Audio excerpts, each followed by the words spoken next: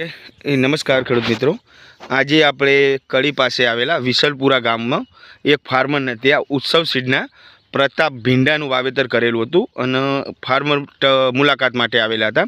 તો થોડી ખેડૂત પાસેથી આપણે માહિતી લઈ લઈશું. શું નામ સાહેબ તમારું? કેસાજી. થોડું ઉતાવળું બોલો.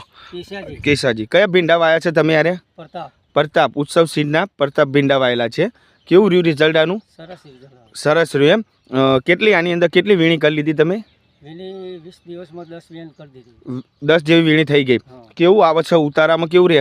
ઉતારામાં તો એની ક્વોલિટી પણ સારી. હા. ભીંડો કેવો રહે છે એનો? વેચવામાં પણ બધી રીતે સારું. ઓકે. તમારે જે લગાવતા ભાવ પણ સારો જ મળી રહેશે. તમારા મુજબ આ ભીંડો તમને બહુ સરસ લાગ્યો. ઓકે. હવે બાજુમાં આપણે એક બીજી વેરાયટી વાયેલી છે પણ એનું નામ દેવાનું નથી, પણ એ વેરાયટી કરતાં આગળ છે પેલું એક જે આપણે કાપલીની અંદર બીજી વેરાયટીનું તમે ખાલી લગાવ્યું છે થોડું, એના કરતાં પ્રતાપ વેરાયટી આગળ છે. ઓકે. તમે આનાથી સંતુષ્ટ છો? ભીંડો બહુ મસ્ત છે ને? ઓકે. હવે બીજા કોઈ ખેડૂત મિત્રોને ભીંડા માટે કહેવું હોય શું કહેશો? તો પ્રતાપ જ વાવો, કારણ કે સારી સરસ ક્વોલિટી છે. એમાં ઉત્પાદન ભાવ બધો સારો મળશે. ઓકે. એટલે મારું જોઈને તમે શીખો. ઓકે. એટલે બીજા ખેડૂતોને એમ જ કેવું કે જો ભીંડાનું વાવેતર કરતા હોય તો ઉત્સવ સીડના પ્રતાપ ભીંડાનું વાવેતર કરો. ચલો ખેડૂત મિત્રો, આ ભીંડા જ છે, જોઈ લો. અમારા હાથમાં ભીંડા છે. ઓકે. અત્યારે વીણી ચાલુ જ છે. તારીખ 11/8/2023 રોજ ભીંડાની વીણી ચાલુ જ છે. ઓકે. આ જે તમે જોઈ રહ્યા છો આ ટોટલી ભીંડો જ વાયેલો છે એમને. ઓકે.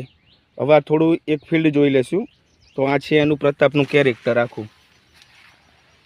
આમાં તો વીણી થઈ ગઈ ને આ બાજુ? તો એ તો થઈ જાય. ઓકે. આ બાજુ વીણી થઈ ગઈ, એ બી વીણી કરેલું તમને ક્યાં પડ્યું છે એ બધું બતાવી દઈશું, જોઈ લઈશું. હવે આપણે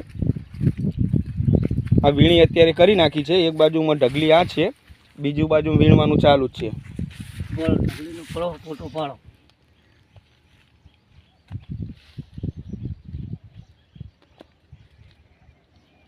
ઓકે.